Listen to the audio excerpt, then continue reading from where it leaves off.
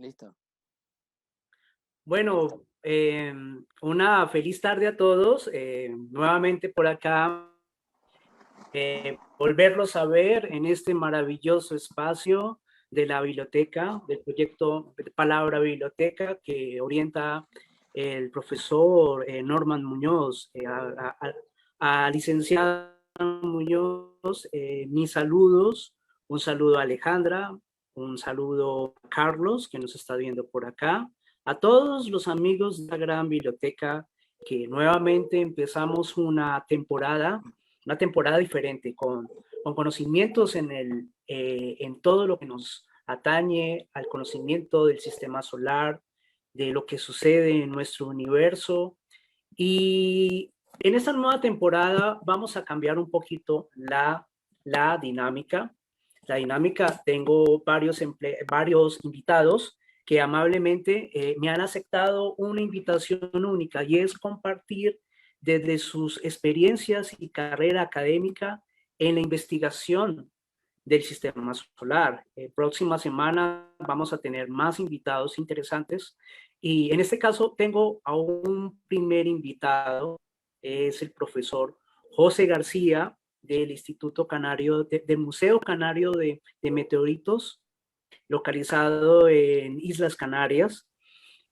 José es un profesor investigador de esto tan maravilloso que son estos cuerpos que vienen de decenas de millones de kilómetros. Estamos hablando de los asteroides, finalmente de los meteoritos cuando llegan aquí.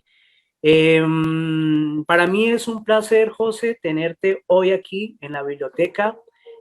Van a haber muchas preguntas. Tengo un público ya realmente ansioso que está listo para empezar, José. Quería, José, preguntarte que te presentes aquí a la Biblioteca Municipal Daniel Potes Lozano. Así es el nombre de nuestra biblioteca. Y aquí a todos los que en estos momentos están siguiendo.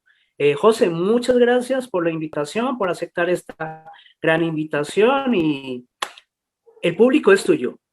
Un auténtico placer compartir este ratito con todos, Carlos. Gracias a ti por hacerlo posible. Y bueno, buenas tardes a todos. Ahora sí me siento feliz de poder decir buenas tardes, siendo tardes en España y tardes también allá en mi querida Colombia. Bueno, pues buenas tardes a todos. Un auténtico placer, como les digo, compartir este momento con ustedes. Pues bueno, ya me adelantaste, Carlos. Pues, sí, efectivamente, en la actualidad trabajo en el Museo de Meteoritos. Bueno, mi labor principal aquí actualmente pues es la dedicación a la investigación de las rocas del espacio y sobre todo al cuidado y a la preservación. Bueno, eso que ustedes acaban de escuchar, alguien que le da igual la ciencia. Bueno, pues al cuidado y a la preservación, ¿no? Sobre todo de esto, de estas preciosas rocas que vienen del espacio que conocemos con el nombre de meteoritos. Los detritos de la formación de nuestro sistema solar, de nuestro sistema planetario, las rocas más antiguas, más primitivas, los auténticos, los verdaderos libros de historia natural que nos van a contar cuál es la historia desde la formación, desde incluso antes de la formación, toda su evolución y incluso nos puede ayudar a teorizar en el futuro del sistema solar, ¿no? Pues ese va a ser un poco el tema de esta tarde. ¿Por qué tanto interés en estos meteoritos? ¿Por qué es importante conocer los asteroides? Entiendo, supongo que bueno, tendrán un montón de preguntas, así que, bueno, se las pueden ir pasando si quieren al ingeniero Carlos y luego las podemos ir resolviendo. Yo tengo preparado una presentación para entrar un poco en la materia, ¿vale? Entonces, pues cuando tú quieras, Carlos, pues podemos dar inicio a ello. Perfecto, José, adelante. El público es tuyo. Menuda responsabilidad, menuda responsabilidad. Bueno, voy a intentar hacerlo accesible.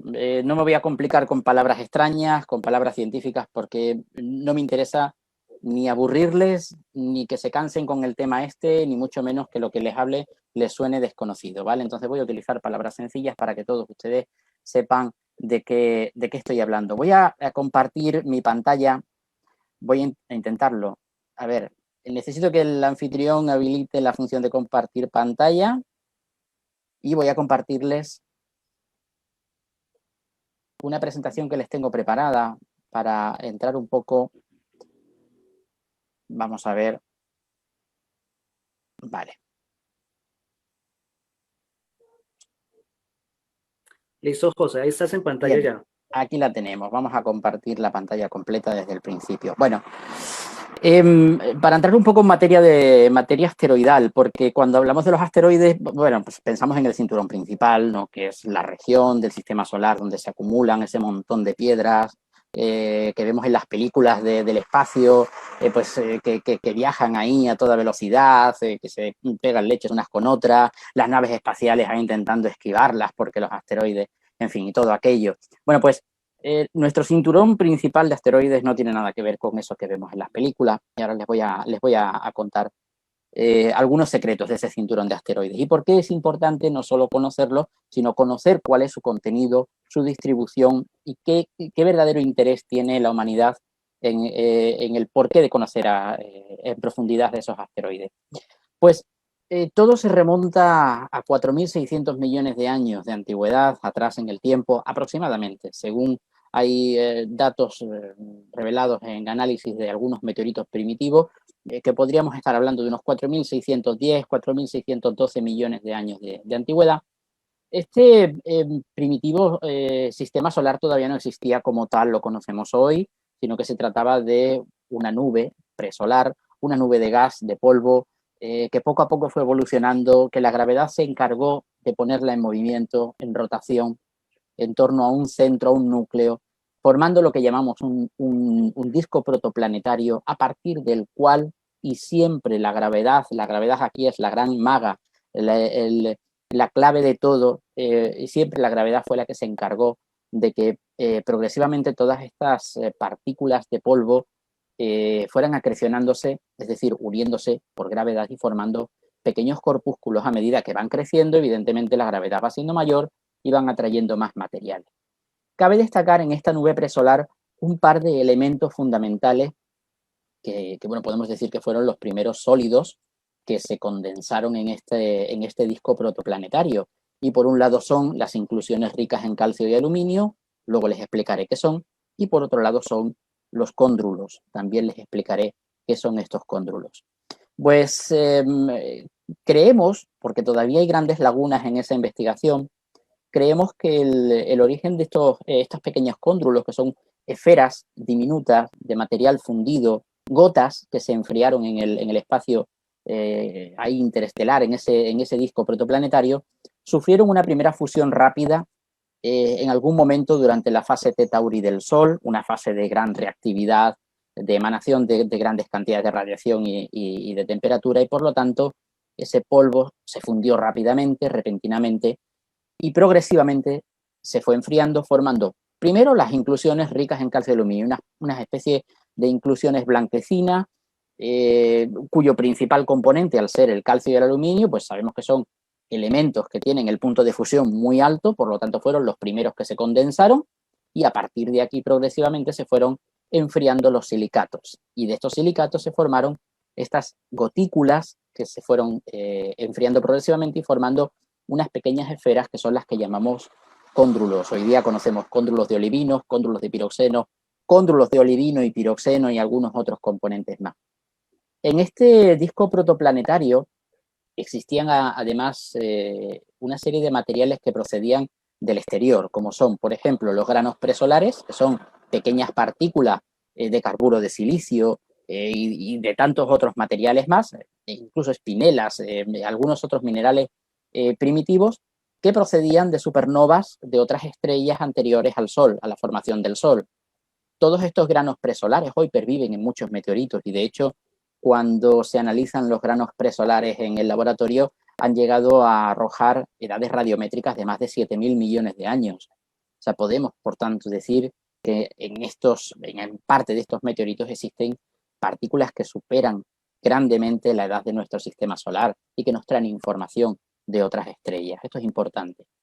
Y por otra parte también tenemos una aportación bastante seria de materiales pesados, de metales pesados, en este caso, sobre todo hierro, níquel y metales del grupo del platino. Todos estos metales, en concreto el hierro, el níquel, en fin, proceden en este caso también de procesos de nucleosíntesis estelar ocurridos en otras partes de la galaxia, momentos en los que estrellas, grandes estrellas, murieron y desprendieron esos metales al universo y se fueron poco a poco agregando a las nubes presolares, a las nubes protoplanetarias, y de las cuales luego posteriormente se fueron formando los cuerpos menores y mayores. Bueno, de aquí, de este disco protoplanetario, es de donde surgen las primeras piedras, los primeros cóndrulos, las primeras CAIs, las inclusiones se fueron progresivamente uniendo, fueron adquiriendo masa y por tanto fueron acrecionándose piedras cada vez mayores, hasta que llega un momento en que esas piedras cada vez mayores consiguen formar asteroides. Asteroides que progresivamente fueron limpiando sus órbitas alrededor de la estrella naciente, del Sol naciente, y progresivamente también fueron dando origen a cuerpos mayores a medida que ellos mismos se iban uniendo unos con otros. Así, por tanto, podemos decir que los asteroides vienen a ser el prólogo del libro de historia de nuestro sistema primitivo, de nuestro sistema solar, ¿no? Fíjense que cuando hablamos de los asteroides tendemos a localizarlos siempre en una órbita más o menos estable entre Júpiter y Marte. Es el que llamamos gran cinturón principal de asteroides. Sin embargo, sabemos que este no es el único cinturón de asteroides. Existe otro un poco más allá de Neptuno, es el cinturón de Kuiper Belt, en el que no solo hay asteroides, sino también hay cometas. Y luego, pues, también tenemos grandes familias de asteroides, como pueden ser los troyanos. Fíjense que aquí los troyanos están señalizados con, aquí en los puntos de Lagrange L4 y L5 de Júpiter, que son coorbitales al gran planeta, es decir, se mueven al mismo tiempo en la misma órbita que el planeta. Ahora recientemente también estamos investigando una serie de asteroides cercanos a la Tierra, los que conocemos como NEA, Near Earth Asteroids. Bueno, pues que de alguna manera se encuentran en órbitas que llegan incluso a incursionar la órbita terrestre y que se acercan o incluso establecen órbitas interiores más cerca del Sol. Son asteroides que en ocasiones pueden llegar a ser un peligro para nosotros y que por lo tanto es necesario monitorearlos y tenerlos muy controlados esas órbitas para prevenir o intentar prevenir en el futuro males mayores, ¿no? Ahora recientemente se ha descubierto también otro grupo de asteroides que coorbitan Marte, que son los Mars-Cossers, y por lo tanto pues también se mueven, al igual que los de Júpiter, se mueven en la misma órbita del planeta rojo y que posiblemente sea el origen de alguna de las lunas de Marte. Todavía todo eso pues está por ver. En el tema de los asteroides, bueno, los asteroides del cinturón principal de asteroides y del resto de grupos se dividen sobre todo en grandes grupos espectrales.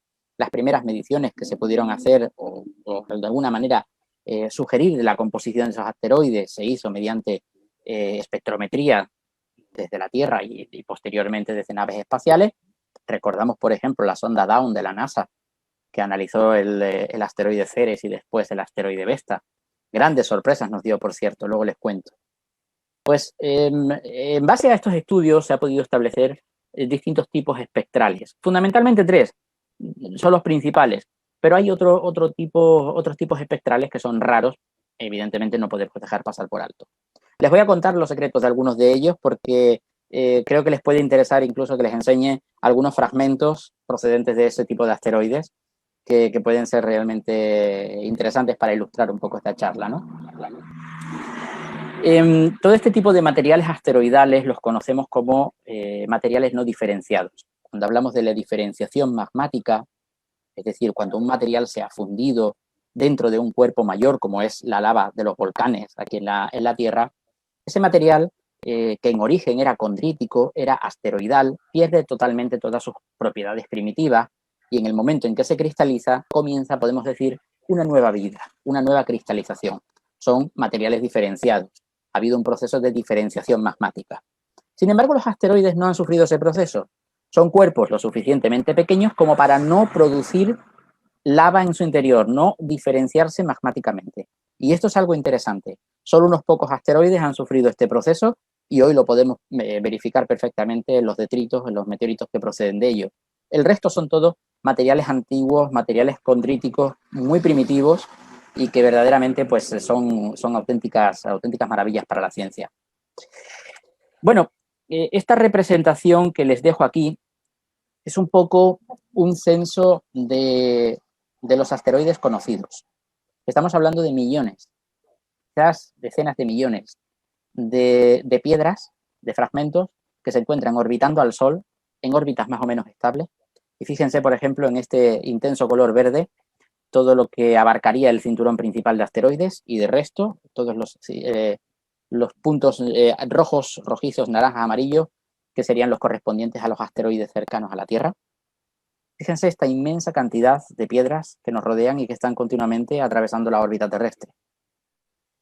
Gracias a esto, y digo gracias porque yo lo veo desde la perspectiva científica, otros a lo mejor si lo ven desde la perspectiva apocalíptica o religiosa pueden decir, cuidado, este es el fin del mundo. Gracias a esto, la ciencia tiene un importantísimo y extenso legado científico en cuanto a material recogido en caídas de meteoritos en todo el mundo. Podemos estar hablando que diariamente se posan sobre la superficie de nuestro planeta, sobre la atmósfera, en torno entre las 100 y 200 toneladas de materiales.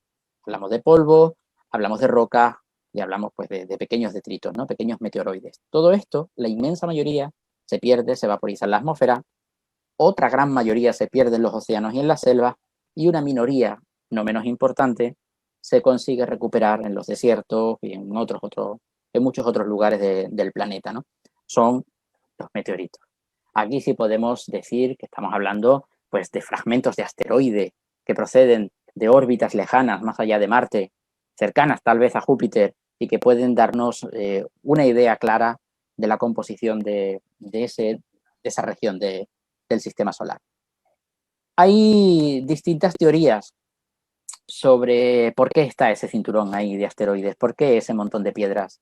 En el pasado incluso se sospechaba que ahí existió otro planeta, igual que Júpiter, igual que Marte tal vez, un planeta rocoso en todo caso, y que sufrió una fragmentación debido a las injerencias gravitacionales de los grandes planetas por un lado y del Sol por otro, y que se fragmentó y se formó ese montón de asteroides, ese cinturón principal de asteroides, pero hoy no, hoy sabemos que todos esos materiales son materiales totalmente diferentes, totalmente no diferenciados, es decir, nunca formaron planetas y que se conservaron como una escombrera los restos que fueron sobrando de la formación de planetas. Que posiblemente todos esos asteroides estaban llamados a formar un planeta, seguramente, pero nunca se llegó a formar precisamente por las injerencias gravitacionales, por estas ondas gravitacionales.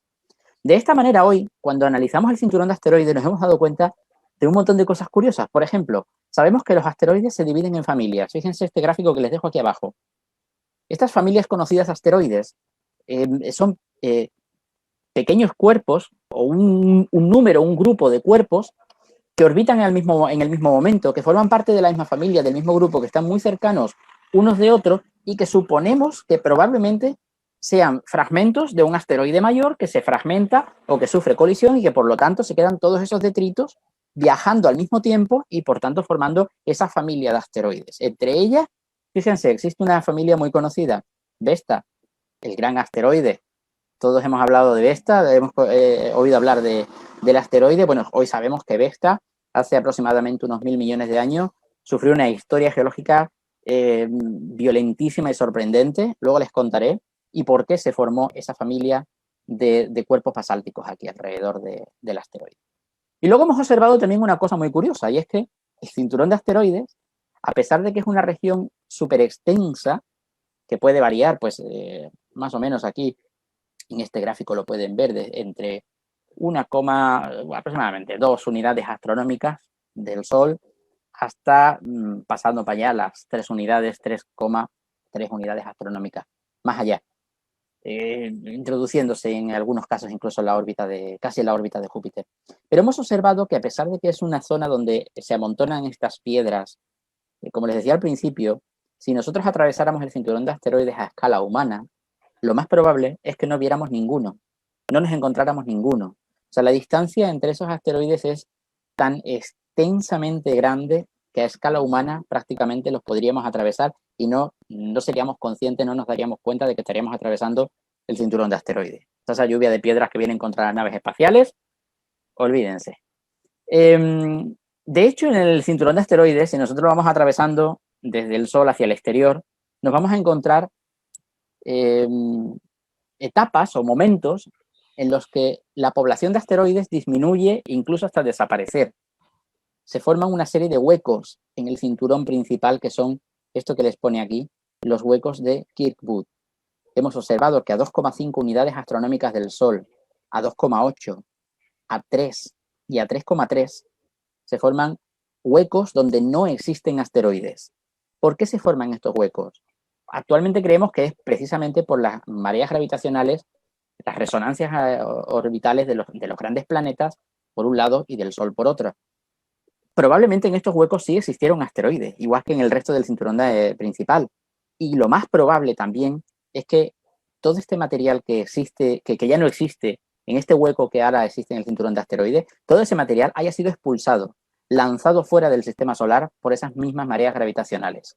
O sea, de alguna manera, los grandes planetas juegan un papel importante en la ordenación de ese cinturón de asteroides, ¿no? Esto es algo muy, muy curioso.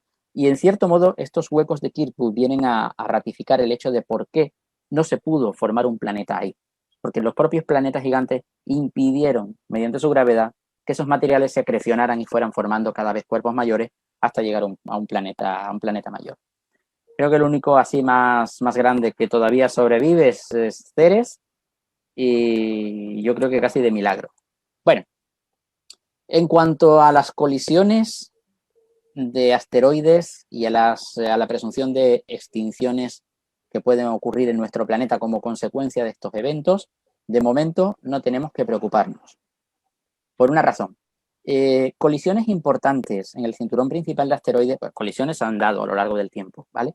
Pero una colisión importante entre asteroides en el cinturón principal a lo largo del tiempo, una importante puede ocurrir cada 100.000, o sea, 100.000, cada 100.000 años aproximadamente. Estamos hablando de 100.000 años. 100.000 años nosotros no, en una vida no vemos una colisión. En varias vidas no vemos colisiones importantes de asteroides. De hecho, una de las más importantes de la que se tiene constancia es la colisión de Vesta, hace unos 1.000 millones de años, ocurrida, y que fue la causante de la creación de las grandes cuencas de impacto. Pero a partir de ahí, los cuerpos están craterizados, pero colisiones importantes cada 100.000 años. O sea, realmente no nos afectaría.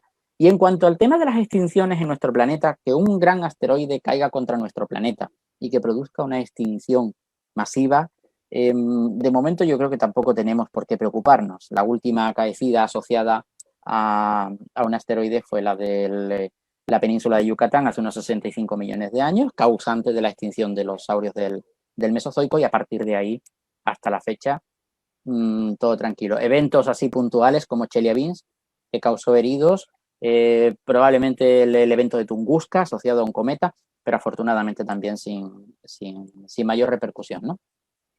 Por tanto, en principio no debemos preocuparnos por este asunto. De todas formas, los asteroides son un campo de investigación realmente sorprendente, porque son como si fueran pequeños planetas. O sea, son los embriones de los planetas y por lo tanto nos van a permitir estudiar los orígenes de nuestros planetas y de los planetas rocosos que nos rodean, ¿no? Marte, Mercurio, Venus, en fin. Cuando hablamos de la estructura de un asteroide, podemos pensar que un asteroide tiene núcleo, tiene manto y tiene corteza, igual que un planeta. Algunos sí. Los asteroides, grandes asteroides diferenciados, como Ceres o Vesta, efectivamente tienen esta composición. Pero la inmensa mayoría de asteroides tiene una estructura tan simple como que es un único fragmento rocoso. No hay un núcleo diferenciado, no hay un manto que se diferencie de una corteza exterior.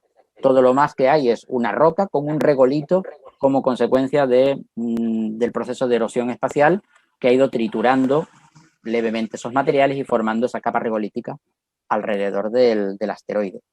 Y tal como les avanzaba al principio, nos encontramos con algunos tipos espectrales. Al decir tipos espectrales, estamos hablando pues de tipos composicionales, la composición de esos asteroides. Y caben destacar principalmente los asteroides de tipo C, que son la inmensa mayoría, más del 75% de los asteroides del cinturón principal son de tipo C, son tipo carbonáceos, son materiales oscuros, materiales densos, que tienen un albedo relativamente bajo, precisamente porque esos materiales son materiales negros, podemos decir. No sé si al mismo tiempo que ves mi pantalla, Carlos, si tú me lo puedes confirmar, si al mismo tiempo que estamos viendo la presentación, si les enseño una roca, ¿pueden verla?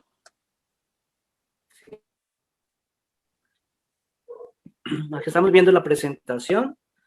Si no, si no, después al final les enseño, no hay problema. Mejor. Sí, no, vale. No hay problema. Pero, José, por acá tengo un pequeño paréntesis. Sí. Por acá, la niña, la joven Alejandra Bermu, te pregunta, ¿hay evidencia de un asteroide grande que en este momento se esté acercando a la Tierra? Bueno, Alejandra creo que se refiere al gran cometa. Al gran cometa que está saliendo en las noticias, que para el próximo año vamos a tener orbitando cerca del Sol.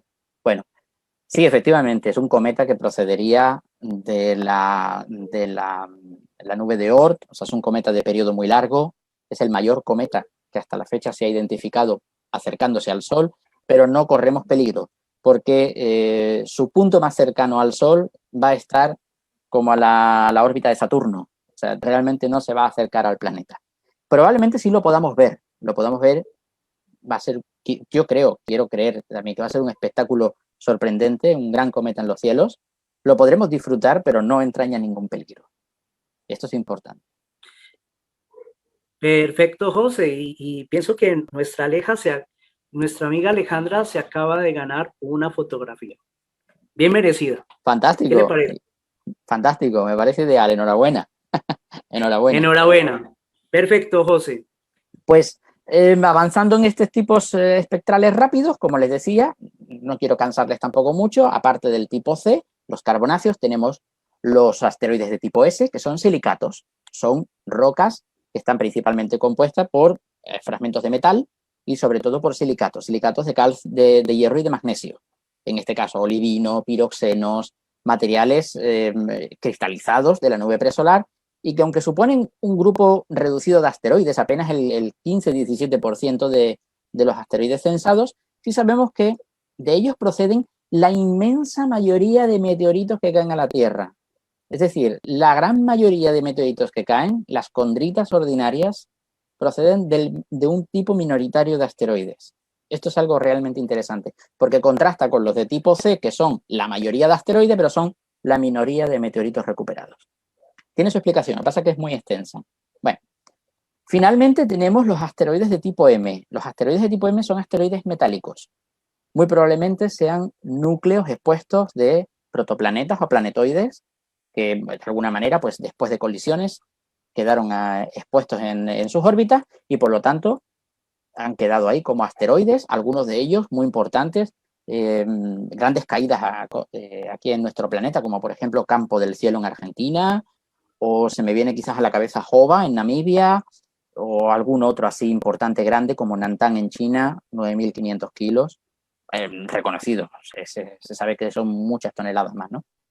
Grandes masas metálicas de hierro y níquel que orbitan también allá y que forman parte de un minoritario grupo de asteroides. Y aparte de ellos, luego tenemos un montón de grupos espectrales raros, entre los que hay instatitas, hay basálticos, hay muchísimos, muchísimos.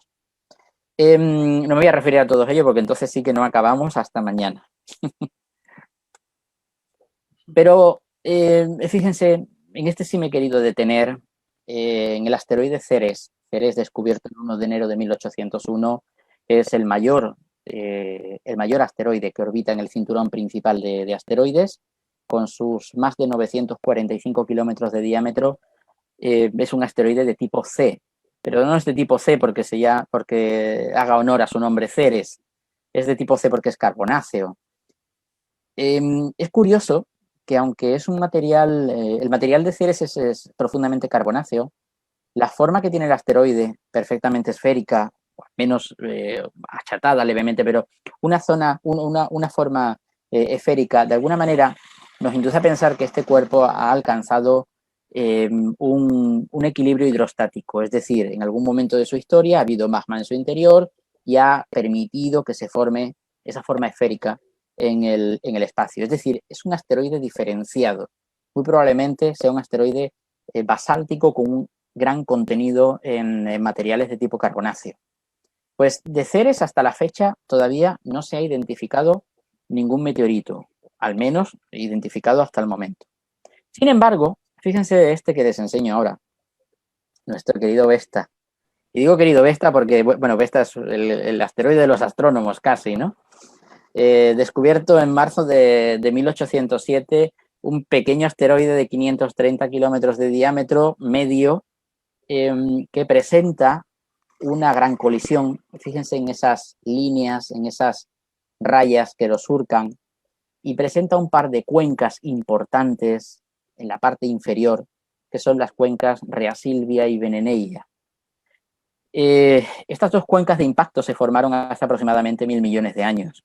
Son fruto de la colisión de otro asteroide contra Vesta.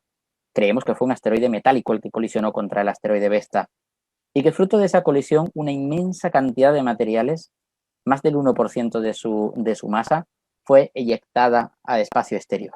Curiosamente, a la Tierra comenzaron a llegar una serie de fragmentos de rocas, basaltos, sobre todo basaltos, que en algún momento de las investigaciones se observó que la espectrometría de esos basaltos y la espectrometría del asteroide Vesta era la misma. Es decir, que muy probablemente esos meteoritos que llamaron eucritas, howarditas y diogenitas, tres tipos diferentes, el grupo HED, procedería de Vesta. ¿Cuándo vino la confirmación? Cuando la sonda Dawn de la NASA analiza el asteroide en profundidad y conseguimos demostrar que efectivamente esos materiales que tenemos en la Tierra y que creíamos procedentes de Vesta, pues sí, efectivamente confirman que proceden del asteroide Vesta. Es un asteroide de tipo basáltico. ¿Qué implica esto?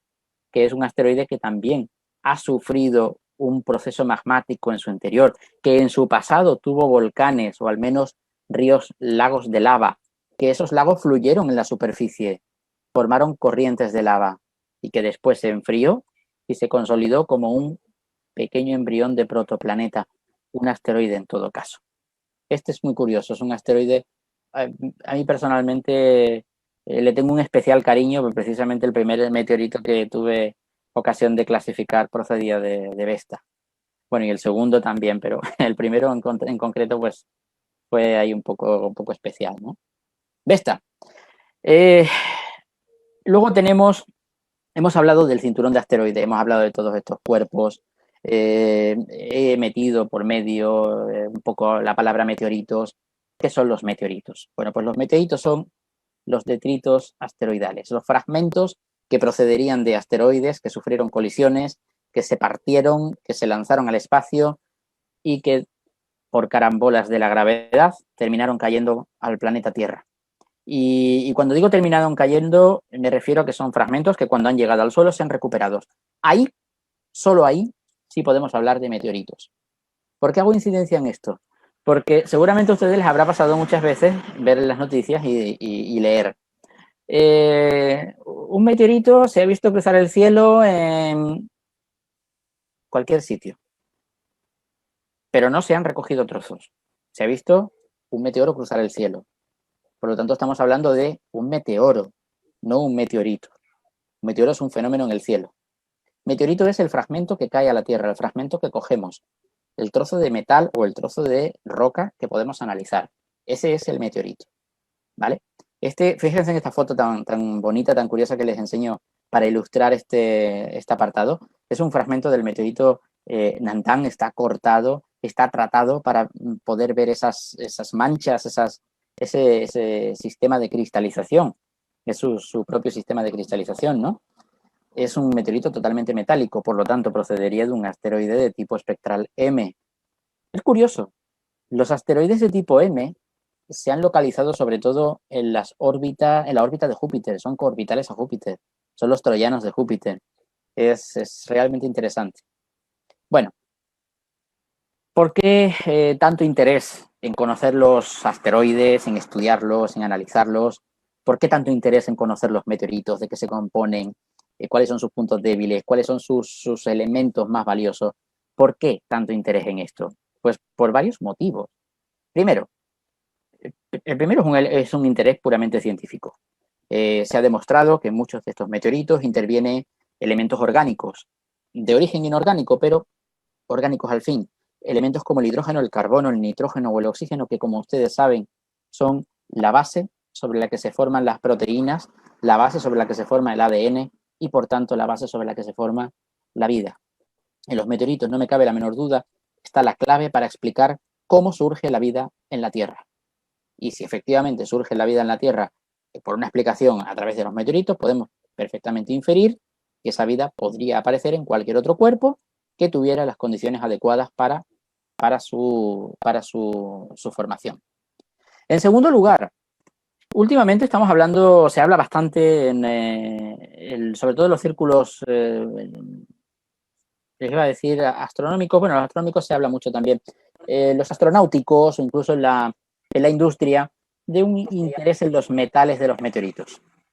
Fíjense, en los meteoritos, como han visto, sobre todo en los metálicos, intervienen metales como el hierro, el cobalto o el níquel, que son elementos tremendamente preciados para la construcción y sobre todo pues, en el desarrollo de la industria en nuestro país.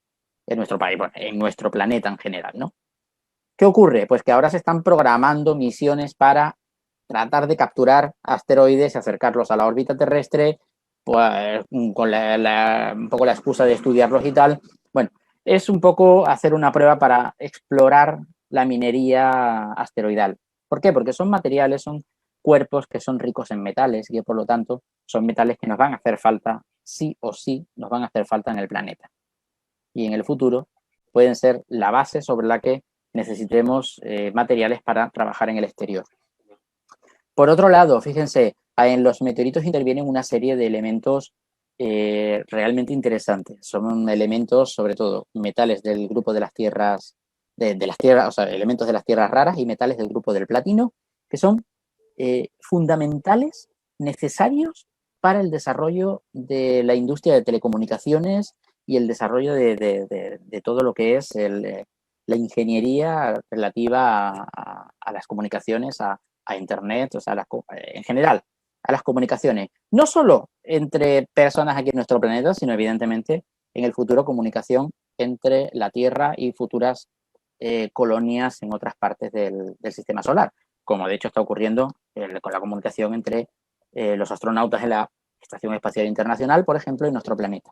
Son metales que los necesitamos, nos hacen falta, que son elementos raros en nuestro planeta. Y sabemos que una manera de obtenerlo sería explotando la minería espacial, la minería asteroidal. ¿Hasta qué punto esto es ético? Aquí hay un conflicto serio entre la ética y la ciencia. Un conflicto muy serio. Yo personalmente creo, y no me voy a mojar mucho, pero creo que se puede jugar con los dos criterios de una manera sostenible, con muestras para la ciencia y con muestras que van a ser necesarias para el desarrollo de futuras técnicas científicas. No me cabe la menor duda. Finalmente, el gran interés que también la ciencia tiene en el conocimiento de los asteroides, en catalogarlos, en estudiarlos, en conocer sus órbitas, por dónde están, de dónde vienen y hacia dónde van a ir, poder saber cuál es la trayectoria de sus cuerpos, es una cuestión de defensa planetaria. ¿Por qué? Fíjense. En nuestro planeta han ocurrido 5 grandes extinciones masivas, sin contar la que estamos viviendo actualmente. 5 grandes extinciones masivas, de las cuales 2 de ellas están asociadas a impactos de asteroides. Una de ellas ocurrida hace 375 millones de años, en el periodo devónico, en el que se produce el 70%, la muerte o la extinción del 70% de las especies del planeta. Y la otra, la más reciente, es la ocurrida hace 66 millones de años aproximadamente en el Cretácico. La extinción de los grandes saurios y hasta el 76% de las especies de nuestro planeta. 2 extinciones asociadas, ¿vale?, al impacto directo de asteroides. El resto están asociadas a otras causas naturales. 2. Si en la actualidad un asteroide de las características que causaron estas extinciones masivas colisionara contra nuestro planeta, muy probablemente no tendríamos la respuesta correcta contra ese evento. Muy probablemente gran parte de la humanidad estaría condenada a la extinción. Entonces es, podemos decir, fundamental, crucial conocer esos asteroides, cuáles son sus puntos débiles, de qué materiales están compuestos, para poder idear, diseñar de alguna manera herramientas para luchar contra un posible impacto asteroidal, conocer perfectamente dónde se localizan, cuáles son sus trayectorias. ¿Hay un peligro intrínseco en todo esto? ¿Es fácil calcular la trayectoria de un asteroide? Pues sí. Hay programas a nivel mundial en el que mucha gente, muchos miles de personas participamos, en el que estamos haciendo mediciones de esas órbitas para tenerlos controlados. Pero hay un peligro, y el peligro es que son cuerpos tan pequeños que sus órbitas varían rápidamente. O sea, el hecho de decir, este asteroide, esta es su órbita, va a pasar por aquí, pues ya sabemos que no va a colisionar con la Tierra, no hay peligro. No, cuidado, no hay peligro ahora. En el futuro puede haberlo, porque puede variar perfectamente esa órbita. Por lo tanto, es necesario tener un control, una vigilancia de esos asteroides. Y como han visto, cada vez son más los asteroides censados, cada vez son más los riesgos intrínsecos que esos asteroides pueden suponer. Y evidentemente, pues cada vez son más las ganas que uno tiene de que caigan asteroides para poder coger esos fragmentos, como pueden imaginar. Pues con esto llego al final de esta presentación. Si te parece, Carlos, pues la quito por aquí y ya estoy con ustedes. Perfecto, José. José, me pregunta una niña, ya se llama Juliana Tangarife, de quién decide quiénes se quedan con esos asteroides o los fragmentos de esos meteoritos. ¿Quién decide quién se queda con ellos? Bueno, en principio los gobiernos de cada nación. ¿Por qué? Muy sencillo. Bueno, en principio existe un tratado internacional según el cual los materiales o todo lo que existe fuera del planeta no pertenece a nadie. Por lo tanto, es patrimonio de la humanidad. En nuestro afán de querer apropiarnos del universo entero. Pero bueno, no pertenecería a nadie. Sin embargo, los fragmentos de meteorito que caen a la Tierra, esos trozos de piedra que ya cogemos o metales que ya cogemos y que podemos estudiar, van a pertenecer, depende de en qué país caigan, a ciertas personas. Depende de qué país, porque cada país tiene sus propias leyes. Es decir, hay países que dicen el meteorito que caiga aquí, en este país, es del gobierno.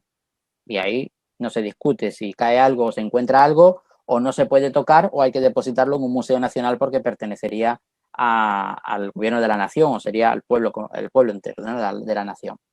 Hay otros países que son un poco más flexibles y, bueno, entienden que el meteorito es de quien lo encuentra. Pero, ¿y si el meteorito cae en la propiedad privada de otra persona? ¿Es de quien lo encuentra o es de la persona dueño de la propiedad? Pues también difieren. Hay países en que dicen, ¿no?, de quien lo encuentra independientemente de dónde lo encuentre, y hay países que dicen es del dueño de la propiedad. Hay otros países que directamente no se pueden ni tener ni vender meteoritos, ni se pueden comprar, no se puede comerciar, no se puede hacer nada con ellos, y otros que directamente prohíben la búsqueda de meteoritos. Prohíben incluso con penas de cárcel. O sea, cada país tiene su propia legislación en base a lo que estima oportuno proteger de lo que consideran su propio patrimonio, ¿no? Por lo tanto... Sí, claro, José, es un tema complicado a la vez. Muy complicado. Sí, precisamente hace algunos años hubo una polémica bastante intensa con un meteorito que había caído en una propiedad, si no estoy mal, en Chile, y esa persona reclamaba el meteorito para suyo, para él. Y resulta que después de una disputa legal de muchos años, finalmente le dieron razón a la persona. Claro. Pero sí, es un tema bastante complicado y es una fascinante pregunta, Juliana, y te has ganado otra imagen. Por interno te la haré llegar a tu correo electrónico. Tengo otra pregunta de David Lozano Callafure. Dice, nos hace la siguiente pregunta, José. ¿Por qué se habla de Ceres como asteroide y no fue declarado como un planeta enano? Bueno, Ceres actualmente está declarado planeta enano, efectivamente. Es un planeta enano. Sin embargo, es un planeta enano que, por composición, tiene prácticamente la composición asteroidal. O sea, aunque es basáltico, prácticamente, hay un elevado grado de componente condrítico, sobre todo carbonáceo. Y se habla del asteroide Ceres porque lo hemos traído toda la vida como asteroide Ceres. Pero sí, efectivamente, David tiene razón. El Ceres está declarado como planeta enano desde hace poco tiempo, ¿no? Un par de años quizás o poco más a esta parte. En todo caso, es un referente importante porque es el mayor cuerpo que existe en el cinturón principal de asteroides y que de alguna manera es un fiel reflejo, ¿no? de la composición de lo que hay en el interior. Agradezco de todas formas a David este apunte, un apunte muy interesante. Y bueno, pues lo tenemos en cuenta. Si efectivamente Ceres fue declarado planeta enano junto a Plutón y alguno más, algún cuerpo transneptuniano más, efectivamente. Bueno, José, por acá me pregunta Alejandra Echeverry, mil gracias por tan buena charla, doctor José. Y Natalia Cortés dice, excelente presentación. Eliana López pregunta, gracias, Doc, por compartir sus conocimientos. Es aquí donde se puede evidenciar que cuánto se quiere compartir el conocimiento y aprender, no hay distancias o límites. Ciertamente, lo que comentábamos, mira, hace unos momentos, unos minutos antes de entrar en directo comentábamos esto, la importancia de la tecnología. Y gracias a esta tecnología hoy estamos conectados con un océano por medio y podemos estar charlando en tiempo real de cosas maravillosas y todo esto es posible gracias a materiales raros que son raros también en nuestro planeta, evidentemente, pero son abundantes en algunos asteroides. Y de ahí el interés en conocer esos asteroides, en que de alguna manera, gracias a la consecución de esos materiales, poder seguir uniendo redes en el planeta y que podamos seguir, ¿no? Pues yo estoy seguro que no hemos llegado al final de la trayectoria del camino en videoconferencias así, sino que en el futuro la tecnología va a avanzar mucho, mucho más gracias a todo esto. Así que, Mucho, bueno, mucho pues más. sí, estoy seguro. Bueno, por acá me preguntan internamente que están ansiosos en conocer esas muestras que tienes. Esto es lo ¿Qué mejor. les has traído hoy? Esto es lo mejor. Bueno, pues miren, hemos hablado de asteroides de distintos tipos espectrales, ¿vale? Uno de ellos era el asteroide de tipo S, son los silicatos, los silicatados. Bueno, pues es este que les vuelvo a enseñar, les enseñé antes también.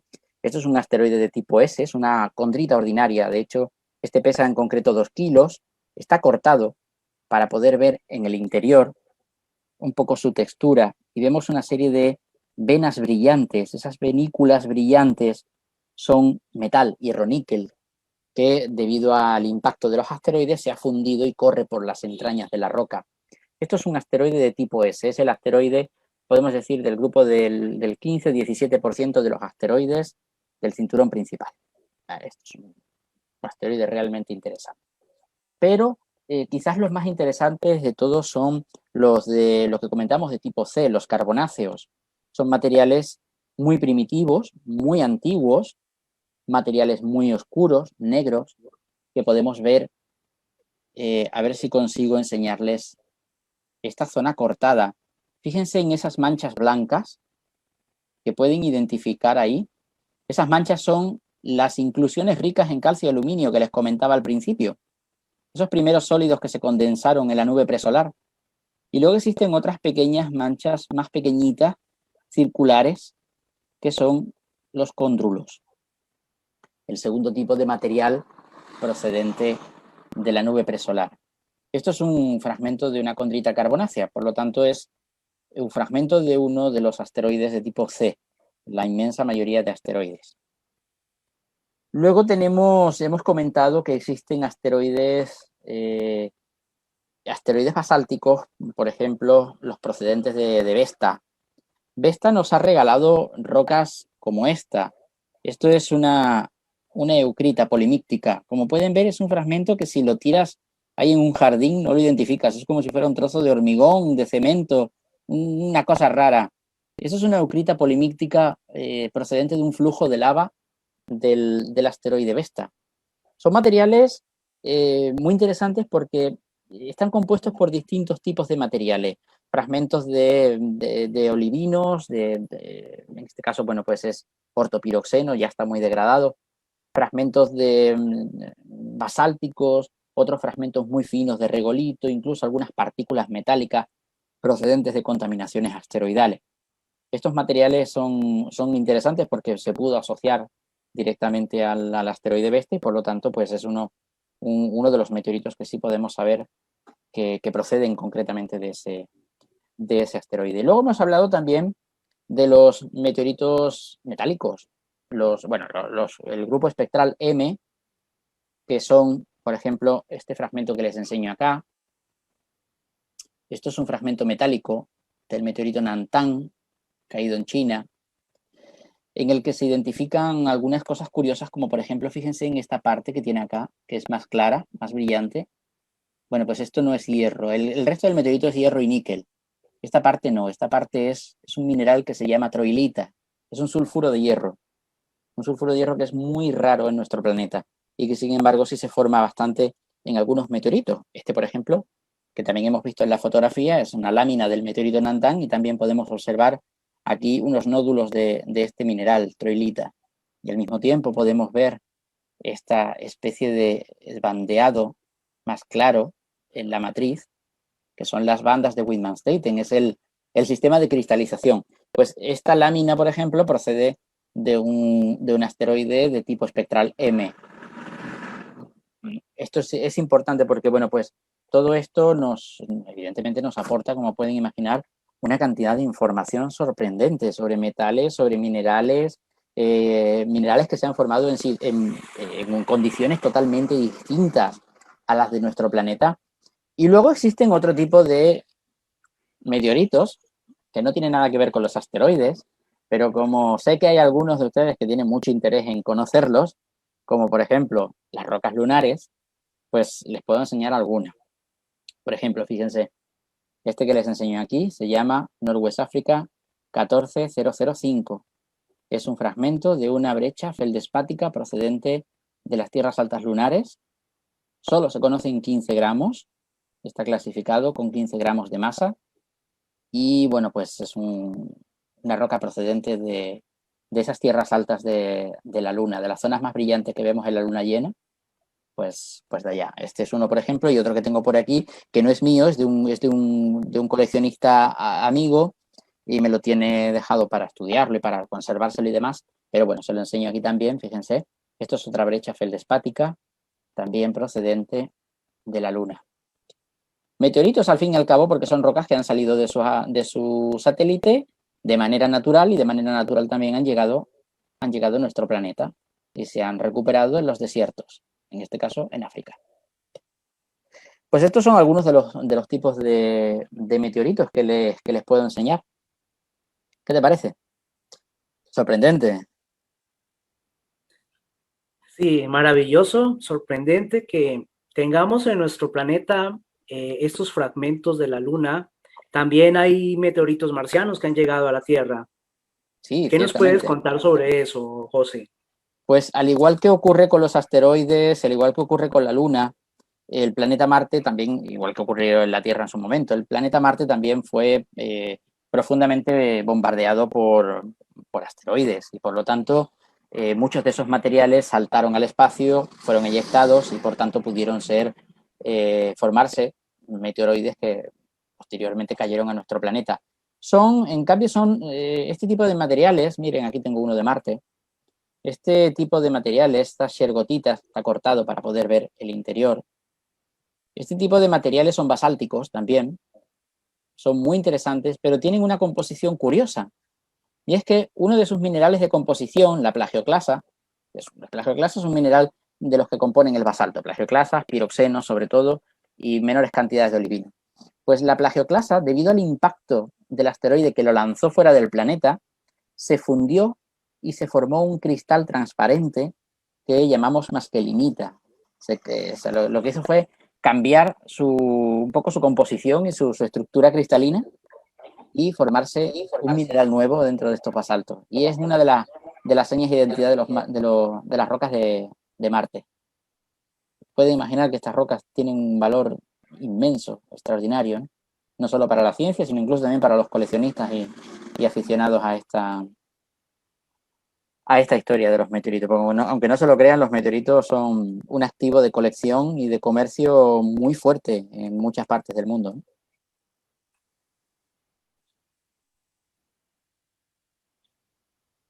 Excelente, José. Bueno, ¿qué nos puedes decir sobre el comercio de meteoritos? ¿Cuál es la experiencia que tienes, querido José? Pues mira, el comercio de meteoritos, la inmensa mayoría de los países del mundo es una actividad legal. Es una actividad que puede ejercerse perfectamente. Bueno, pues un activo más de colección, como otro cualquiera. Y en este caso, siempre y cuando, claro, evidentemente en un país sea legal tenerlos, utilizarlos, porque hay países que no se puede, ¿no? De todas formas, hay coleccionistas países como por ejemplo Argelia, que impiden la exportación de material geológico, sea de la naturaleza que sea, siempre hay formas de sacarlos por las fronteras o por lugares donde no hay fronterizos, donde no hay controles, ¿no? Y pasarlos a otro país. Pero en todo caso, los meteoritos se han establecido como un activo de colección muy importante, no solo para museos e instituciones, sino también para particulares y personas que se lucran grandemente de este tipo de materiales. Y es todo perfectamente legal. A título científico, a lo mejor tenemos un poco el conflicto de decir, pues si son materiales que para la ciencia son valiosos, ¿por qué se venden? Y por otro lado, se puede defender esa postura porque si no se vendieran esos materiales, muy probablemente la ciencia no dispondría de ellos. Es el interés en generar dinero con ellos lo que lleva a los buscadores a pasar jornadas enteras en el desierto intentando localizar rocas que saben que son valiosas y que después, para la clasificación oficial de ellos, siempre hay que donar un porcentaje a la ciencia. Por lo tanto, bueno, pues es una manera de que de alguna manera pues sí vayan entrando materiales a título científico y luego por otro lado pues se establezca un comercio en el que cualquier persona hoy día pues pueda disfrutar de tener a un precio medianamente asequible un fragmento de una roca procedente del espacio. Después de todo, lo que está fuera de la Tierra no pertenece a nadie, pero lo que cae pues depende del país que caiga y su legislación pues pertenecerá o no. Pero es una actividad perfectamente legal en la inmensa mayoría de países. Perfecto, José. Por acá me pregunta un amigo, ¿cuál es el mayor costo de un meteorito que se haya registrado actualmente? El mayor costo. Pregunta difícil, ¿eh? Pregunta difícil.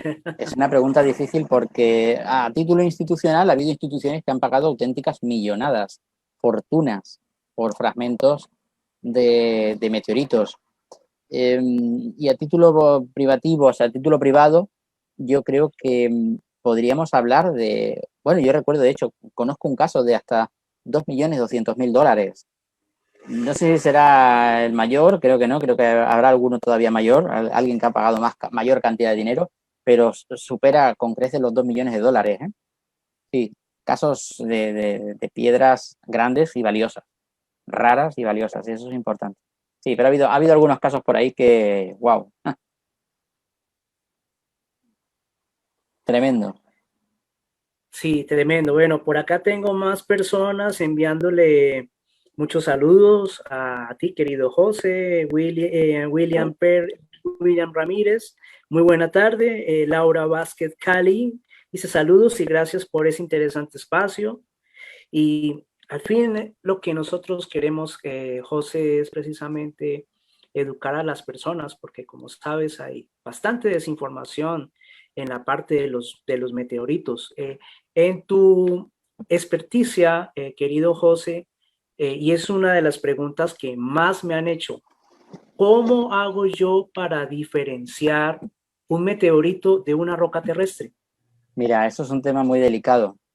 Es un tema muy delicado porque efectivamente la identificación de un meteorito requiere la realización de análisis, de muchos análisis, no solo de uno, dos o tres análisis. Realmente la certificación final de un meteorito viene dada con su clasificación oficial, con su introducción en la base del Meteoritical Bulletin, que es, podemos decir, el organismo que regula, ¿no? Hasta entonces se pueden hacer análisis petrográficos, que yo creo que es una de las técnicas más sencillas, más económicas para intentar vislumbrar, al menos acercar la posibilidad de un meteorito, aunque sí es cierto que un análisis petrográfico puede perfectamente ser luego totalmente opuesto o debatir o rebatido por un análisis químico, pero en todo caso siempre va a ser el análisis geoquímico el que va a determinar qué tipo de minerales y dónde se formaron esos minerales para poder saber si es un mineral o un material de la Tierra o de fuera. Es complicado, porque, por ejemplo, hay mucha gente que va por el campo con un imán y cualquier piedra que se le pega al imán, pues consideran que es un meteorito. ¿Por qué? Porque la inmensa mayoría de los meteoritos se pegan a los imanes. Pero esto no significa que todo lo que se pegue a un imán sea un meteorito.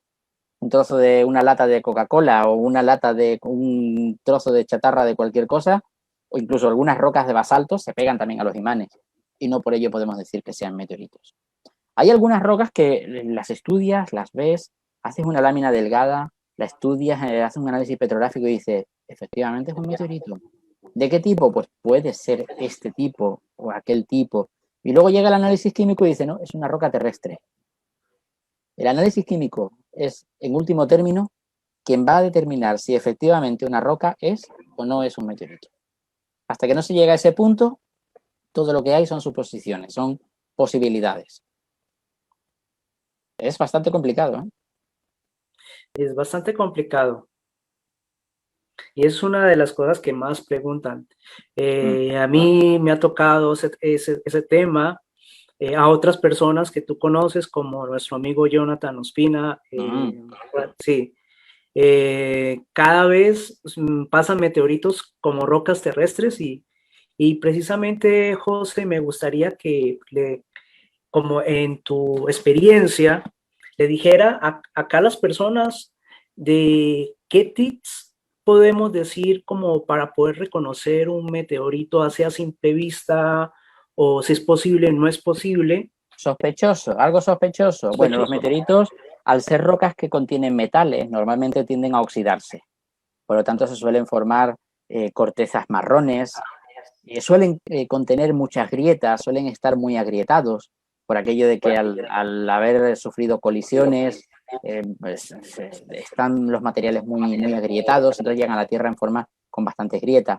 Es indicativo de la inmensa mayoría de meteoritos que estas rocas se pegan al imán, efectivamente porque contienen metales, pero no es definitivo, ¿vale? No es definitivo. Son rocas que por naturaleza pesan más que una roca, la apariencia de una roca de su tamaño, una roca terrestre, precisamente por el elevado contenido en hierro. Al tener una mayor cantidad de hierro, por lo tanto, el peso específico de ese presunto meteorito va a ser mayor. De hecho, incluso las condritas ordinarias, que suelen ser la inmensa mayoría de meteoritos que caen, si cortamos una condrita o una roca que pueda pretender ser un meteorito, lo más probable es que contenga en su interior pequeñas partículas metálicas brillantes. Si eso ocurre, pues también tenemos una posibilidad muy importante de que aquella roca pueda ser un meteorito. No definitiva porque, volvemos, existen muchas rocas terrestres con materiales y metales o minerales con brillo metálico en su composición. Pero hay muchos tips, muchos, sobre todo eso, que se adhieran a imanes, que puede ser algo indicativo interesante, que contengan hierro, que estén oxidados, o presenten algún tipo de costra que parece que se ha quemado. En el caso de los meteoritos frescos, caídos frescos, suelen ser materiales que están quemados y por lo tanto la costra es oscura y el interior suele ser siempre más claro. Ese contraste de colores entre el exterior y el interior es bastante acertado en muchos de ellos, sobre todo en las caídas frescas. Ya a medida que va pasando el tiempo se van degradando y se van volviendo todas más oxidadas, más oscuras y hasta que llega el momento en que se reintegran ya al planeta, ¿no? Pero hasta entonces, yo creo que con eso todo el mundo, mañana está todo el mundo buscando meteoritos en el campo. Sí, eso no lo dudo. Bueno, aquí a los amigos de la biblioteca, quieren hacer sus preguntas para el profesor José García, aquí estamos en línea esperando sus preguntas. Recuerden que toda pregunta es interesante. Aquí nuestra meta es la educación, es el conocimiento científico. Como alguna vez siempre digo en estas conferencias, aquí se trata de acercarnos a todos al conocimiento científico, a que entre todos tengamos un mejor nivel educativo no solamente para nuestro país, es para todo el mundo. Y aprovechando este espacio acá con el profesor José García, que nos comparte su experiencia en el estudio de estos fascinantes objetos, es precisamente poder que todos tengamos esa oportunidad de conocimiento único y que afortunadamente gracias a esa tecnología en parte lograda por estas tierras raras, como decía José, muchas veces que vienen desde el espacio exterior, y gracias a esa tecnología estamos haciendo un cambio significativo en nuestro planeta, en nuestra cultura, todo para que busquemos mejorarnos cada día más. Bueno, José, aquí tengo a Laura Vázquez Cali, que está preguntando, ¿existe un factor físico que puede influenciar para que un lugar particular caigan con más frecuencias los meteoritos? Esa es una muy interesante pregunta. Eso es una pregunta trampa, Laura. Sí. Eso es una pregunta trampa, muy interesante, sí. No existe un lugar. De hecho, se han registrado caídas en cualquier parte del mundo. Sí es cierto que hay lugares donde es más fácil encontrarlos, pero precisamente por las características del suelo. Si vamos, por ejemplo, a la Antártida, donde la capa de hielo es una capa de hielo que suele ser permanente, suele ser cualquier roca que caiga es arrastrada por los glaciares a ciertos valles, a ciertos lugares y se van acumulando, es fácil de encontrarlos. Si vamos a un desierto como Atacama o a Sáhara, pues el suelo es pálido y es fácil reconocer piedras que son de un color más intenso, más oscuro. Por lo tanto, es más fácil verlos en la distancia. Sin embargo, el factor caída es un factor muy arbitrario. De hecho, existe una aplicación de la NASA para monitorear todas las explosiones que tienen lugar en la atmósfera. La inmensa mayoría, evidentemente, son como consecuencia de la colisión de pequeños meteoroides o pequeños fragmentos de roca. Y podemos observar que la colisión en un mapa global, en un mapa mundi, es genérica, es totalmente arbitraria y no responde a un lugar más que a otro, ¿no? Por lo tanto, lo mismo nos cae un asteroide por arriba que por debajo, que por la derecha que por la izquierda. Lo importante es eso, es el terreno. Un fragmento de un meteorito que cae en una selva, pues difícilmente se va a conservar. La humedad se encargará de que eso con el tiempo se vaya degradando, se oxide rápido y se reintegre rápido, ¿no? Entonces va a ser un factor importante las condiciones meteorológicas, sobre todo, y las condiciones del suelo para encontrarlo, para que se conserven y encontrarlo. De resto, es arbitrario. Exactamente, José. Es una Bueno, pregunta que hacen mucho, ¿eh? sí, es una pregunta que hacen mucho.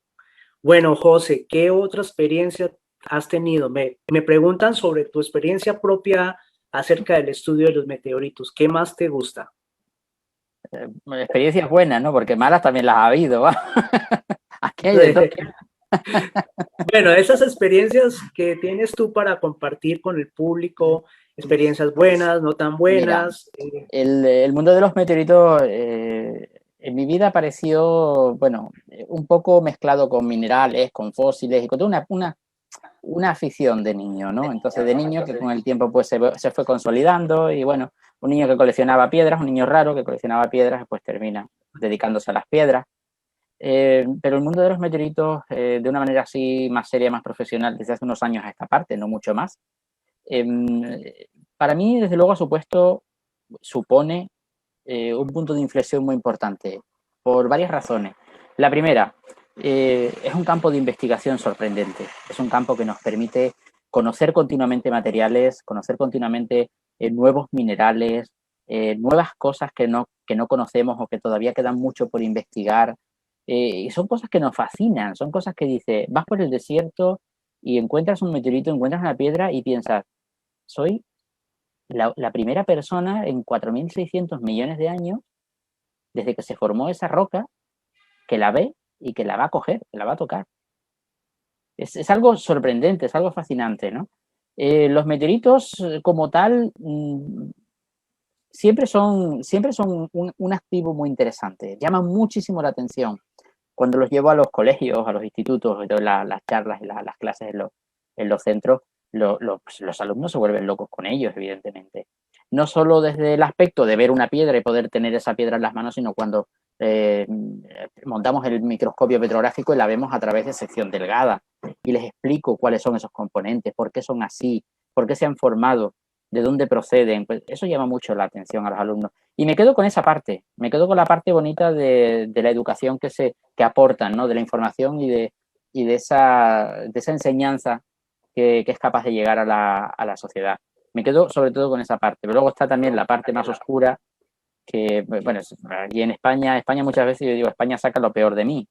España es un país donde en este y en tantos otros campos hay mucha rivalidad, muchísima rivalidad, muchísimo secretismo, muchísimos ataques incluso. O sea, no sé, absurdo. Quizás el afán de colgarse la medallita o de que nadie más pise el terreno de uno, cuando en verdad la ciencia es universal y es de todos, ¿no? Bueno, al margen de eso y tantas otras historias, pero para no dormir, de hecho, pero en el fondo me quedo con la parte positiva y la parte positiva es que todo el mundo aprenda de ellos, conozcan realmente lo interesante que es y la información tan valiosa que estos visitantes del espacio traen a la Tierra, ¿no? Disfrutarlo, al fin y al cabo, que es lo único que nos vamos a llevar el día de mañana.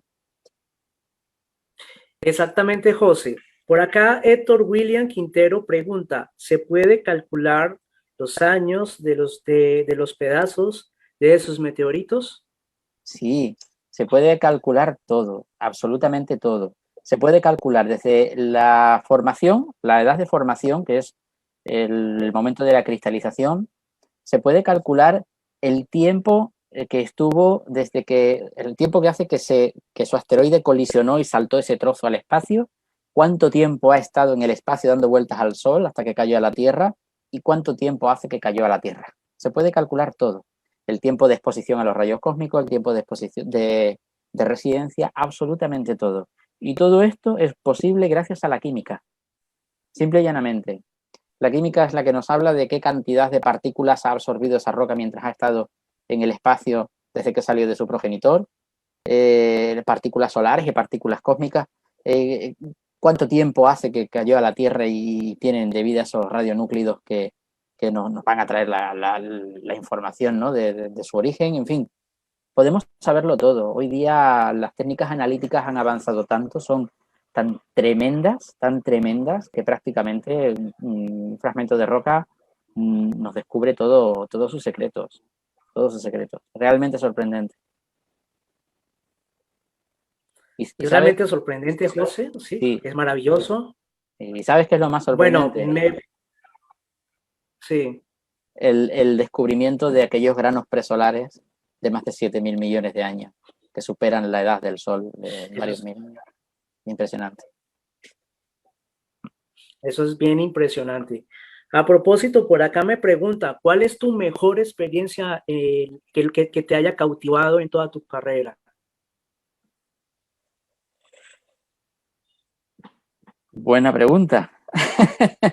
Bueno, yo creo que la experiencia que a mí personalmente me marcó y quise y dije, quiero saber más, yo quiero saber, quiero tener más información, quiero más sobre los meteoritos, fue un pequeño fragmento de 1 gramo del meteorito Nantan, algo tan simple, tan sencillo como un pequeño fragmento de meteorito que cualquier persona puede tener. Ese fue el que de alguna manera hizo, porque te estoy hablando de una pequeña partícula que conseguí cuando yo tenía 15 años. Ya tenía una colección de minerales impresionante. Mis profesores de ciencia estaban locos, llevaban a mis padres. Mira, es que el niño dice que tiene que tiene los minerales y de hecho los llevaba al instituto para compartirlos con mis compañeros y demás y hacer alguna exposición. Y cuando conseguí aquel pequeño fragmento y me dijeron, es que esto es un meteorito. ¿Un meteorito cómo? Una piedra que viene del espacio. Yo quiero. Ahí fue donde yo dije, más que minerales, más que fósiles, que tengo muchísimos, quiero tener meteoritos, quiero saber más sobre estas piedras, quiero profundizar más en ellas. Ahí fue yo creo que el punto de inflexión donde de alguna manera eh, marcó en cierto modo mi deriva, ¿no? Luego ya en los últimos tiempos, pues quizás clasificaciones como la roca lunar esta que les mostré o alguna otra más así importante, pero en general es que cualquier experiencia, es algo tan sencillo como que cualquier experiencia que aporta un meteorito te marca, o sea, te das cuenta que es una experiencia única y forma parte del legado de la persona, ¿no? Algún día escribir un libro, otro más. Sí, a propósito de libros, José, quisieras que les mostrara las publicaciones que has hecho, José. Aquí a los chicos. Pues estoy mirando a ver si tengo por aquí por casa alguna revista impresa, porque bueno, tú la conoces, Sí, seguramente claro. muchos de ellos también. Cada 2 meses estamos lanzando la revista Meteoritos, una revista digital totalmente gratuita y dedicada a las ciencias del espacio, sobre todo pues geoquímica, petrografía, meteoritos, asteroides, astronáutica, cualquier cosa que tenga que ver con el espacio. ¿Y por qué digital y por qué gratuita? Siendo una ciencia, una materia tan interesante. Pues digital para que llegue al máximo número posible de personas. En la actualidad son ya casi, creo que son 18 países donde se envía. Y digital porque es fácil de distribuir, porque interesa que alcance, que llegue. Y gratuita porque la ciencia es universal, porque la ciencia es tan tuya como mía como de todos. Y por lo tanto es de todos.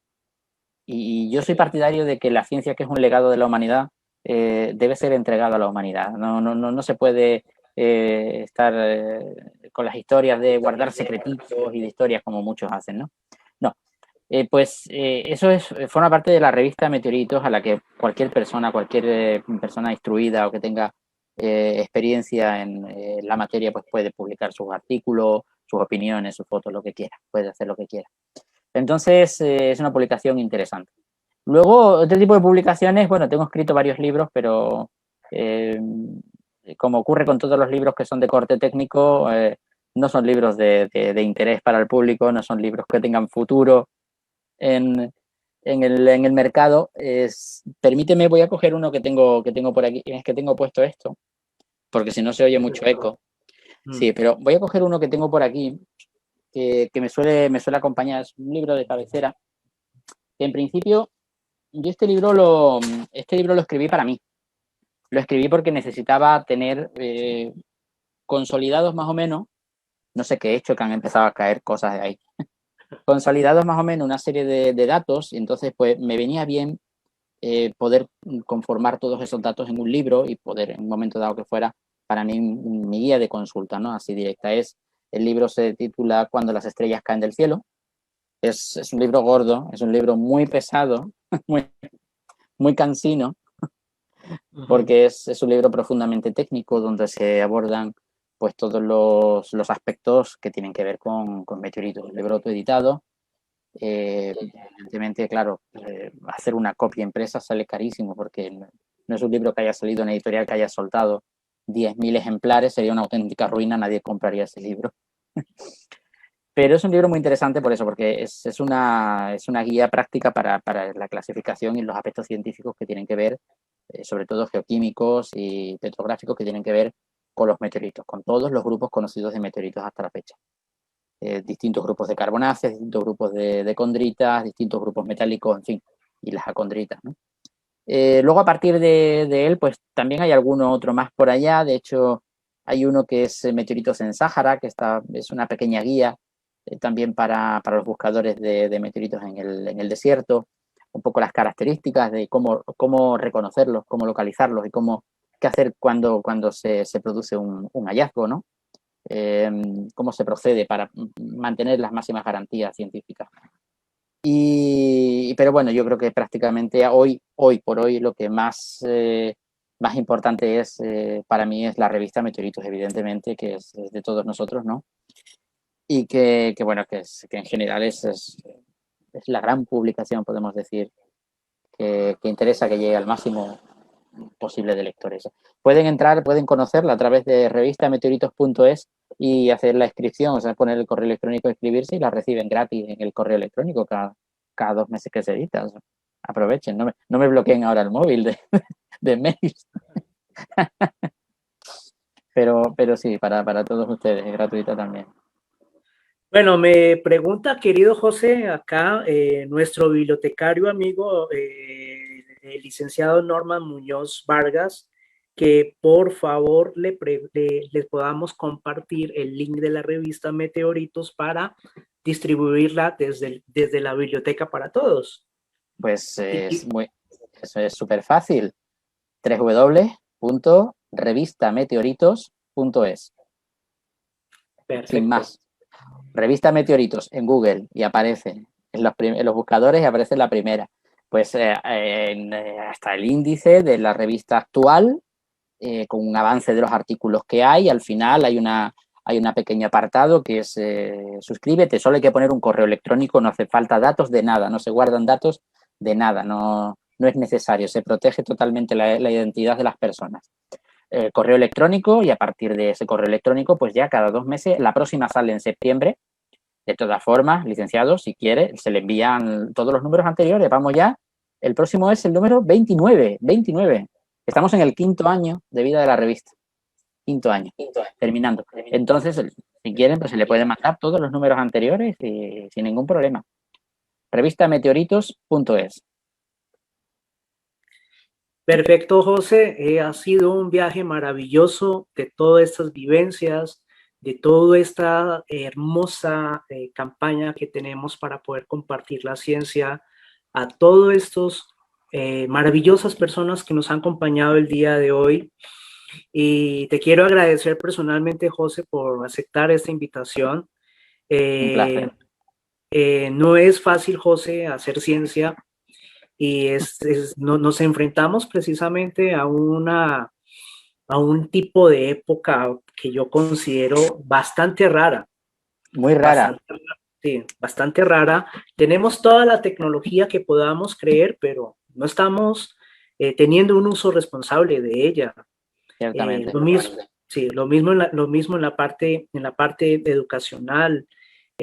Muchas veces comparamos a nuestros países, a España, en Colombia, hay troncos en común, pero lo importante son personas que hacen investigación científica, como en tu caso, José, como en caso de otros amigos que conozco, que dan lo mejor de la investigación, no solo de España, no solo de Colombia, sino que son esos embajadores ante las estrellas mismas, ante esos grandes eventos que no son para nosotros importantes comunicarlos. Precisamente por acá tengo en línea a la doctora Adriana Ocampo, a la científica, es una de mis jefes, y la doctora Adriana Ocampo quiere enviarles un saludo a todos allá en la biblioteca, a ti, José, por maravillosa conferencia, y ella nos va a estar acompañando en próximas semanas. Ella quiere darles una conferencia muy especial sobre la misión Lucy. Tú sabes, José, que la misión Lucy es la misión de estudio en estos momentos más ambiciosa hacia los troyanos, los asteroides que nombraste ahora. De tu perspectiva, José, me gustaría que les explicara un poquito acerca de estos asteroides troyanos aquí a nuestros amigos.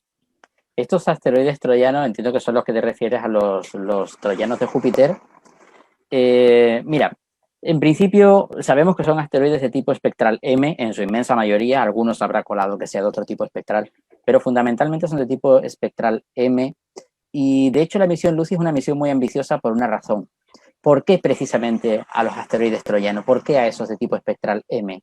Porque creemos que los asteroides de tipo espectral M son antiguos núcleos de planetoides. núcleos de cuerpos que existieron y que ya no existen. Y por lo tanto son asteroides que nos van a arrojar una información valiosísima, valiosísima sobre los procesos internos de los planetas primitivos. Y esto es importante porque a partir de aquí es de donde se origina todo el funcionamiento del sistema solar, toda la composición del sistema solar. ¿Por qué hierro? ¿Por qué hierro-níquel? ¿Por qué precisamente tiene que ser ese material que se forman de que se forman los núcleos? ¿Y por qué el hierro y el níquel, si sabemos que son materiales que se han formado en la muerte de estrellas supergigantes rojas, estrellas masivas? Pues sencillamente porque ese material que partió de esas estrellas en el momento de su muerte, que formó parte de la nebulosa presolar, al ser metal pesado, en el momento en que un cuerpo lo acreciona, lo introduce en su composición y se funde, todos los metales pesados, todos los materiales más pesados son los que se hunden hacia el núcleo, formando por lo tanto esos núcleos de metal, esos núcleos de hierro y de níquel, de cobalto y de tantos otros metales raros. Eso es importante analizarlo. Y luego, por otro lado, está el aspecto evidentemente puramente económico. ¿Por qué? ¿Qué tanto interés en que el hierro ahora se está hablando mucho, por ejemplo, del asteroide Psyche, que decían que podía valer no sé cuántos mil, 4 trillones de dólares o no sé qué historia. Recientemente ha habido otro estudio que decía que era un asteroide poroso y que valía menos, que tal y que cual. Siempre va a haber un interés económico detrás de esos asteroides, precisamente porque son metales, porque son materiales que en nuestro planeta son necesarios para nuestro desarrollo, para el desarrollo de la industria, para el desarrollo de la exploración espacial, para el desarrollo de todo, de todo. O sea, nosotros como especie, en un planeta donde los recursos son limitados, como especie nos limita. Sin embargo, sabemos que el ser humano hoy ya es una especie de las estrellas. Nosotros ya tenemos la mirada puesta más allá del planeta. Parte de nosotros mismos ya ha salido fuera del planeta, ya ha vuelto otra vez. Y sabemos lo que hay ahí, ¿no? Ahora toca conocer esa parte fundamental que puede ser crucial para la construcción de las nuevas colonias. Son, es que es tan amplio realmente el repertorio de información y de interés que hay en los asteroides propiamente, que realmente reducirlo así a una charla de 1 hora, hora y media, pues como sabes, se nos queda súper corto, ¿no? Pues Sí. yo aprovecho la ocasión, por supuesto, para mandarle un abrazo fortísimo a la doctora Adriana y bueno, pues deseando conocer esa datos sobre esa misión y por supuesto la revista es de ellos, ¿no? También la pueden utilizar cuando quieran, por supuesto. Precisamente hablando yo con Adriana hace algunas semanas, le di el link de tu revista en el grupo de ella. Entonces, estamos esperando que Adriana escriba un buen artículo sobre Lucy en la revista Meteoritos. Qué bueno. ¿Net? Qué bueno. Y, Creo que se publicó uno hace algún tiempo. sí, hace un tiempo, exactamente. Me suena algo. Bueno, será Sí, siempre también, interesante conocer nuevos datos, por supuesto. sí, nuevos datos. Precisamente aquí lo que buscamos con la divulgación científica es que, por ejemplo, más jóvenes, como lo que me están viendo, como aquellos amigos allá en la ciudad de Armenia que ganaron un espacio para ir a NASA, que también escribieron en tu revista, Sí. jóvenes maravillosos. Y es que la perspectiva, mi consejo es que los que me están viendo en estos momentos, es que no hay ninguna limitancia en estos momentos para aprovechar todo esto, esas investigaciones que se están haciendo en estos momentos. Ustedes son esa fuerza joven que sin duda van a ser la mejor ciencia, nos van a reemplazar a nosotros. Y mi última pregunta para José, ¿qué consejo les puedes dar a estos jóvenes en la ciencia? Que se inspiren, que hagan, en que aporten su granito de arena al conocimiento humano. Que no se cansen. Nuestros jóvenes de hoy son los científicos del futuro, son los científicos de mañana. Somos seres humanos, estamos llamados a cometer errores continuamente, uno detrás de otro.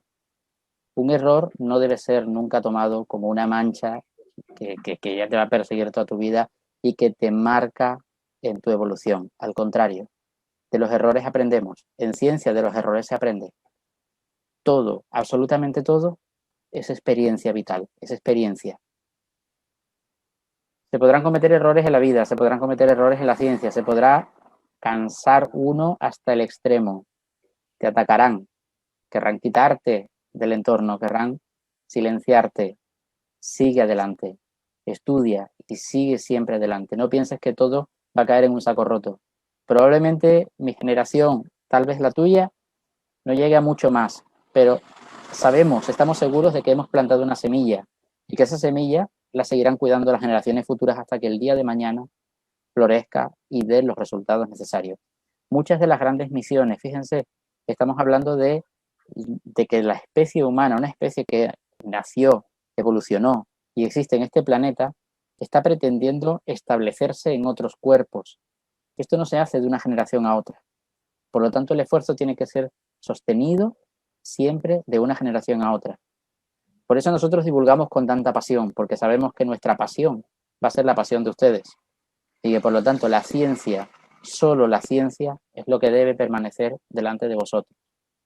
Habrá probablemente un montón de historias, como les digo, para frenarles en su intento. Adelante, siempre adelante. La ciencia es universal y por lo tanto debe ser entregada a la humanidad. Sabemos que es el desarrollo y el futuro. Si no fuera por la ciencia, muy probablemente en algo tan básico, tan absurdo como es la pandemia que estamos atravesando, probablemente, si no fuera por la ciencia, aquí sucumbiría una inmensa parte de la población mundial. Sin embargo, la ciencia nos salvará, una vez más, y seguiremos siempre adelante. Ciencia, no te canses, ciencia. José, maravillosas palabras, muchas gracias. Aquí tengo una chica desde Neiva, Colombia, te saluda. Muchas gracias por la información, saludos. Muchas gracias a todos, muchísimas gracias a todos por haber compartido esta tarde tan maravillosa. Y bueno, pues a mí personalmente es que, como tú lo sabes, Carlos, me entusiasma hablar de todo esto porque es parte de mi vida, ¿no? Y por lo tanto, bueno, pues en estos días raros, porque estoy atravesando unos días un poquillo raros de la vacunación, que me tiene el cuerpo así un poquito cansado y tal, sí. Pero siempre todo este mundo es maravilloso, por lo tanto, pues un auténtico placer. Bueno, como lo nuestro es educar, amigo José, ¿qué les dice a todos los que nos están observando en estos momentos acerca de esta pandemia, acerca de la vacuna? ¿Por qué es tan necesaria? Bueno, el hecho de que una vacuna exista ya de por sí es para pensar. Es decir, hay una corriente de pensamiento que no acepta el porqué que necesario es ponerse una vacuna que se ha desarrollado en meses cuando el desarrollo de una vacuna implica años. Bueno, hay que tener en cuenta que el desarrollo de una vacuna hoy cuenta con la tecnología que no tenía hace años. Por lo tanto, son avances significativos importantes. Acuérdense que las futuras vacunas que se desarrollen para otras enfermedades van a ser igual de rápidas, porque la tecnología ha avanzado. Y esto es importante. Efectivamente, atravesamos una pandemia que ya lleva cobrados varios millones de muertos. Es comparable a otras pandemias anteriores. Pandemias que hoy, esas anteriores, no se discuten, existieron. Y hoy estamos viviendo una. Probablemente quienes han tenido la suerte de que no la han vivido en sus propias carnes o en sus familiares, probablemente todavía se relajen, vivan tranquilos o de alguna manera piensen, bueno, no es para tanto. Quienes lo han sufrido en sus carnes y quienes lo han sufrido en sus familiares, quienes han perdido algún ser querido, sí saben realmente lo importante que es. Nos estamos enfrentando, evidentemente, a un virus nuevo. No porque sea nuevo en la naturaleza, es un viejo conocido. La familia de los coronavirus es un viejo conocido, pero es nuevo en cuanto a la infección que causa en el ser humano. Por lo tanto, aquí hay un par de factores fundamentales que son cruciales para prevenir siempre la transmisión de las enfermedades, de los virus. Por un lado está el distanciamiento social, que no significa que seamos antisociales, sino que mantengamos, al menos se lo pongamos difícil, o sea, ese virus se tiene que saltar de una persona a otra, distanciamiento, higiene. Las enfermedades comenzaron a controlarse en el momento en que se establecieron los sistemas sanitarios en las ciudades, los sistemas de saneamiento, en el momento en que la higiene personal se acentuó en el ser humano, ahí comenzaron a controlarse muchas enfermedades, por lo tanto, la higiene es fundamental y algo que a la gente le rechina, que es el uso de mascarillas. O sea, a nadie les gusta y unos lo llaman bozales y otros, puedes llamarlo como quieras, pero es que realmente, realmente funciona. Eh, a mí personalmente lo que me ha servido ha sido el aislamiento. Yo me propuse, desde el inicio de la pandemia, me propuse que mi núcleo de personas de acción iba a ser mi familia, los míos, con los que convivo diariamente. Y a partir de ahí, las tecnologías y Zoom harán el resto. Por lo tanto, es importante. Sabemos que es complicado, sabemos que es muy difícil, que todos estamos cansados ya, son muchos meses, años. Estamos deseando de salir de fiestas, estamos deseando de pasarlo bien, de abrazar a nuestros seres queridos, porque somos seres sociales, necesitamos los abrazos, necesitamos el contacto. Estamos todos igual, pero no ese es el momento. Es momento de resistir. Ciencia, recuerden, es momento de resistir. Llegará el día en que volveremos otra vez a unirnos, volveremos otra vez a recuperar nuestra vida y nos tocará prepararnos para la siguiente pandemia porque tengan seguro que hay otra a la vuelta de la esquina. Exactamente, José, es totalmente cierto. Debemos prepararnos para la próxima pandemia y eso es nuestra responsabilidad con todos los medios de comunicación en crear una información verdadera acerca de este problema y cómo combatir precisamente todas estas cosas que se han presentado acerca de la desinformación. Y por eso creamos estos espacios tan maravillosos y tenerte a ti como invitado en esta primera charla, en estos 9 conferencias que esperemos estar aquí pendientes, José. Iniciar contigo es un honor, José, tenerte más cerca y bueno, José, por aquí me están invitando, nos están invitando a la ciudad de Tuluá, que próximamente nos dice el licenciado Fabio Montoya. Hola, me alegro mucho escucharlos y verlos, aunque sea por este medio. Les envío un gran saludo y espero tenerlos nuevamente aquí en Tuluá. Así que nos están invitando, querido José. Pues lo apuntamos en las tareas pendientes. Y porque yo me he propuesto recorrer el mundo, no sé cuándo lo conseguiré, pero me lo he propuesto, recorrer el mundo y encontrarme, cuando esta pandemia pase, encontrarme con cientos, miles de amigos que os tengo en todo el mundo, por supuestísimo. Compartiremos. Estoy seguro. Compartiremos. Momento, estoy seguro. Claro que sí, José. Por acá, Harvey López nos da un saludo. Dice, gracias por todo. Gracias a ustedes, siempre ha sido un placer. José, agradeciéndote, personalmente agradeciéndote esta maravillosa charla, esta maravillosa conversación con todas estas maravillosas personas que integran el Club de la Biblioteca, con aquellas personas que se han conectado aquí a la Biblioteca Daniel Potes Lozano en Tuluá. Mi saludo a Alejandra Echeverry, Alejandra Bermud, por hacer parte de este gran equipo. Alejandra Echeverry, una gran mujer que le gusta estos temas del espacio, la literatura. Al licenciado Norman Muñoz por hacer parte, el cerebro de estas maravillosas conferencias, mi agradecimiento. Y gracias por este espacio que tenemos todos los años en esta nueva temporada. Así que la próxima semana los invito a un viaje por el sol. Y a ti, José, un abrazo, muchas gracias. ¿Alguna última palabra para estos chicos? Bueno, un abrazo muy fuerte para todos desde las Islas Afortunadas, por supuesto. El placer y el agradecimiento siempre es mío por permitirme compartir estos conocimientos. Y chicos, a estudiar. Si queremos saltar a las estrellas, no nos queda más remedio que estudiar. Así que, bueno, pues no es fácil, pero tampoco es imposible. Ánimo y a por todas. Perfecto, mis queridos amigos de la Biblioteca Daniel Potes Lozano, Proyecto Palabra Biblioteca. Muchas gracias a todos por este maravilloso viaje con nuestro gran invitado, el profesor José García, director del Museo Canario de Meteoritos y uno de nuestros investigadores más importantes sobre estos maravillosos objetos que vienen del espacio.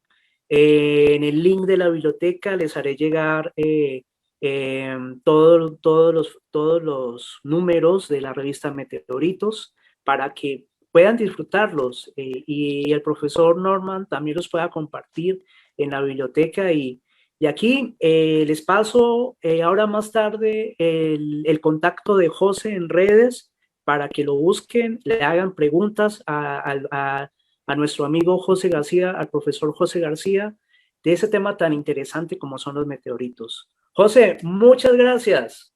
Gracias a ti, cuídate mucho, cuídense todos.